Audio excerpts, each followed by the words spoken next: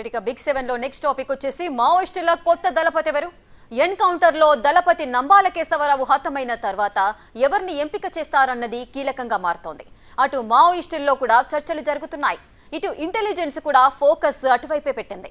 ఎవరిని ఎంపిక చేస్తారు, కౌంటర్ ఎలా ఇవ్వాలన్నది ఇంటెలిజెన్స్ ఫోకస్.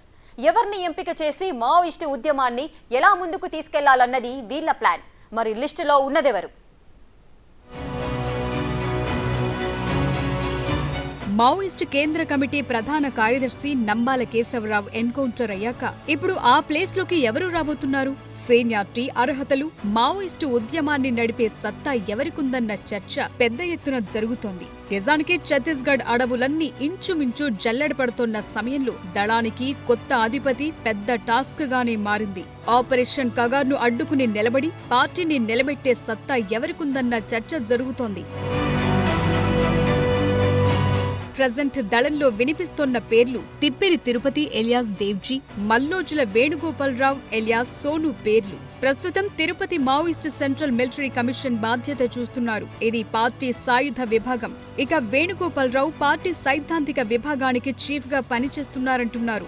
వీరిలో తిరుపతి దళిత వర్గానికి చెందిన వ్యక్తి కాగా వేణుగోపాలరావుది అగ్రకులం. తిరుపతి పగ్గాలు చేపడితే దళితులతో పాటు ఆదివాసీల్లో పార్టీని బలంగా తీసుకెళ్లేందుకు వారికి అవకాశం ఉంటుందన్న చర్చ ఉంది. ప్రస్తుతం తిరుపతి వయసు 62 ఏళ్లు, వేణుగోపాలరావు వయసు 70 ఏళ్లు. ఇద్దరిది తెలంగాణే. తిరుపతిది జగిత్యాల, వేణుగోపాలరావుది పెద్దపల్లి.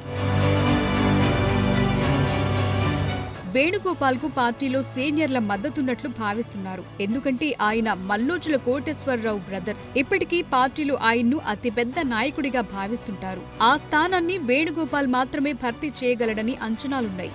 1970వ దశకంలో పార్టీలో చేరిన వారు ఇప్పుడు ఆయుధాలు వదిలి జనజీవన స్రవంతిలో కలిసేందుకు సిద్ధంగా లేరన్న టాక్ వినిపిస్తోంది. వయోభారం, ఆపై అనారోగ్యాలు, అన్నింటికీ మించి నలువైపుల నుంచి తరుముకొస్తోన్న భద్రతా బలగాలు, ఇలాంటి సవాళ్లు, సమస్యల మధ్య మావోయిస్టు పార్టీలో దళపతిని డిసైడ్ చేయటం కత్తిమీద సాముగా మారింది. ఇదే విషయానికి సంబంధించి రియాక్ట్ అయ్యేందుకు మాజీ మావోయిస్ట్ గాజర్ల అశోక్ గారు మనతో పాటు ఉన్నారు. వారితో మాట్లాడదాం. అశోక్ గారు నమస్తే అండి. అశోక్ గారు చెప్పండి, ఇప్పుడు నంబాల చనిపోయాక అసలు దళానికి దళపతి ఎవరు అనే చర్చ జరుగుతోంది. దళపతిగా ఎవరిని ఎన్నుకునే అవకాశాలున్నాయి? అంటే ఇక్కడ ఒక విషయం ఏంటంటే, ఇప్పుడు మావోయిస్ట్ పార్టీకి ఇతర పార్టీలకు ఉన్నటువంటి ఒక ముఖ్యమైన తేడా ఏంటంటే, మావోయిస్ట్ పార్టీ అదొక రహస్య సంస్థగా పనిచేస్తున్నది. కాబట్టి దాంట్లో పనిచేసేటువంటి చాలా మంది, అంటే పార్టీలో చాలా మంది సీనియర్ నాయకత్వం ఇప్పటికీ బ్రతికే ఉన్నారు. వేరు వేరు ప్రాంతాల్లో వాళ్ళు బాధ్యతలు తీసుకొని పనిచేస్తున్న వాళ్ళు ఉన్నారు.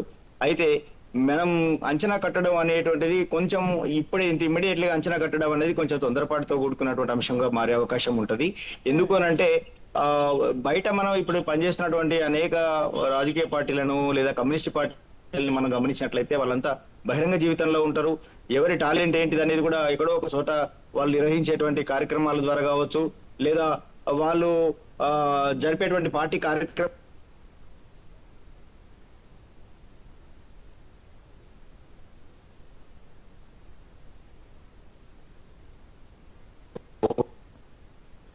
అశోక్ గారు వాయిస్ మ్యూట్ లో ఉంది, ఒకసారి చూడరా.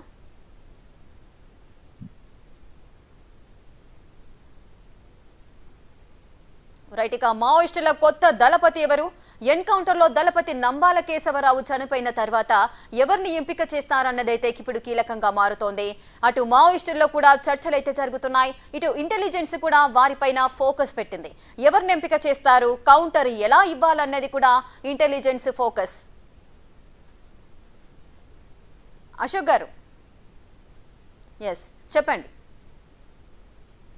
అయితే మావోయిస్ట్ పార్టీకి సంబంధించినటువంటిది వాళ్ళ అంతర్గత నిర్మాణము, వాళ్ళ నిర్మాణ సూత్రాలు, పార్టీలో కమిటీలలోకి నాయకులు ఎన్నుకునేటువంటి పద్ధతి అంతా కూడా మనకు బయట కనబడుతున్నటువంటి పార్టీల కంటే భిన్నంగా ఉంటది. వాళ్ళు అంటే బహిరంగంగా మనకు ఇతర పార్టీలలోకి వచ్చేసరికి ఏమో బహిరంగంగా పనిచేస్తున్నటువంటి కేంద్ర స్థాయి నాయకత్వం అయినా రాష్ట్ర స్థాయి నాయకత్వం అయినా అంత బహిరంగ ప్రజా జీవితంలో ఉంటారు. కాబట్టి వాళ్ళ గురించి, వాళ్ళకున్నటువంటి సైద్ధాంతిక రాజకీయ అవగాహనల గురించి ఆయా పార్టీలే కాదు, బయట కనబడుతున్నటువంటి మిగతా సమూహాలు, ప్రజలు ఇతరత్ర ఊహించుకోవడానికి, అంచనా వేసుకోవడానికి అవకాశాలు కొంచెం సాపేక్షంగా ఎక్కువ ఉంటాయి. కానీ మావోయిస్టు పార్టీ రహస్య పార్టీగా పనిచేస్తున్నది. దాని నిర్మాణంలో పనిచేస్తున్నటువంటి నాయకత్వం అంతా కూడా అంటే మనం బయట నుంచి ఈజీగా అంచనా కట్టేటువంటి సులభమైనటువంటి పద్ధతులలో మావోయిస్ట్ పార్టీ నాయకత్వం పని విధానం ఉండదు.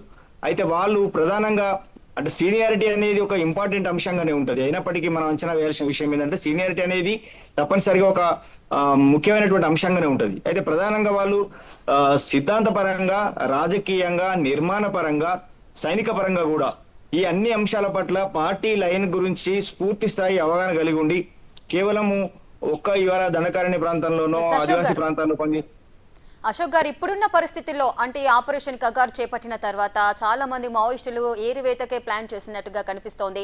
సో ఇప్పుడున్న పరిస్థితుల్లో ఇప్పుడు దళపతి ఇంపార్టెన్స్ ఎంత ఉంటుంది? అంటే ఆ దళపతికి రావడానికి కూడా ఎవరైతే నేతలు ఉన్నారో వాళ్ళు వెనకంజ వేస్తారు అని అనుకోవచ్చా? అవకాశం ఉంటుందా? వెనుకంజ వేస్తారనేది అవకాశం ఏముండదు. ఎందుకంటే మిగిలి ఉన్న నాయకత్వం ఎవరో ఒకరు తప్పనిసరిగా బాధ్యత తీసుకొని పనిచేసేందుకు వాళ్ళు సిద్ధంగానే ఉంటారు. ఆ తర్వాత కాకపోతే టెక్నికల్ గా కొన్ని సమస్యలు వాళ్ళకు ఉంటాయి. ఎందుకంటే మనం ఇలా ఇందాక మాట్లాడినట్టు ఏంటంటే ఒక రహస్య సంస్థగా పనిచేస్తున్నారు. వాళ్ళ మీద అన్ని వైపుల నుంచి పెద్ద ఎత్తున పెద్ద ఆపరేషన్స్, మిలిటరీ ఆపరేషన్స్ జరుగుతున్నాయి. ఈ సమయంలో వాళ్ళ పార్టీ ప్రధాన నాయకత్వం అంతా ఒక దగ్గర జమ అయ్యి వాళ్ళంతా మాట్లాడుకొని నాయకుడిని ఎన్నుకోవడం అనేటువంటిది ఇప్పుడున్న పరిస్థితుల్లో అంత సులభమైన విషయం కాదు. అది కొంచెం టఫ్ సబ్జెక్టే. వాస్తవంగా వాళ్ళు ఇమ్మీడియట్లీ చేయగలిగేటువంటి అంత వెంటనే పూడ్చుకోగలిగి వెంటనే నాయకుని ఎన్నుకోవడం అనేది కొంచెము అంత ఈజీగా జరిగే ప్రాసెస్ కాదు. ఎందుకంటే ఇప్పటికే వాళ్ళు అనేక సార్లు చర్చల సందర్భంగా వాళ్ళు ప్రకటిస్తూనే ఉన్నారు. ఏంటంటే మేము చర్చలకు సంబంధించిన విషయాలు, విధి విధానాలు నిర్ణయించుకోవడం కోసం కూడా మా కేంద్ర కమిటీ లేదా కనీసం కేంద్ర కమిటీలో ఉండేటువంటి పొలిట్ బ్యూరో నాయకత్వం అయినా కూడా ఎక్కడెక్కడో ఉన్నారు. వాళ్ళంతా కలుసుకోవడానికి అవకాశాలు మాకు దొరకడం లేదు. కాబట్టి మేము కలుసుకునే అవకాశం ఏర్పడితే మేము వాటి మీద సరైన నిర్ణయం తీసుకునే అవకాశం ఉంటుంది. మాకు అవకాశం ఇవ్వండి కాల్పుల విరమణకు అనేది వాళ్ళు అడగడం మనం ఇంతకుముందు కూడా చూసినాం. కాబట్టి ఇప్పుడున్న పరిస్థితులు మనకు కనబడుతున్నది ఏంటంటే అన్ని వైపుల నుంచి వెళ్ళి ప్రభుత్వము, పోలీసు బలగాలు దాడులు నిర్వహిస్తున్నటువంటి ఈ సమయంలో జరిగిన ఈ నష్టాన్ని వెంటనే పూడ్చుకునేందుకు వాళ్ళ కేంద్ర కమిటీ సమావేశం కావాల్సి ఉంటుంది. కనీసం కేంద్ర కమిటీలో ముఖ్యమైనటువంటి విభాగమైనటువంటి పొలిట్ బ్యూరో సమావేశం అయితే తప్ప నిర్ణయం తీసుకోవడం అనేది వెంటనే జరిగేది కాదు. Right, thank you Ashok garu. Right, చూస్తున్నారు కదా, ఆపరేషన్ కగర్లో భాగంగా దళపతి నంబాల కేశవరావు అయితే హతమయ్యారు. ఇప్పుడు మావోయిస్టుల కొత్త దళపతి ఎవరు అనేది చర్చని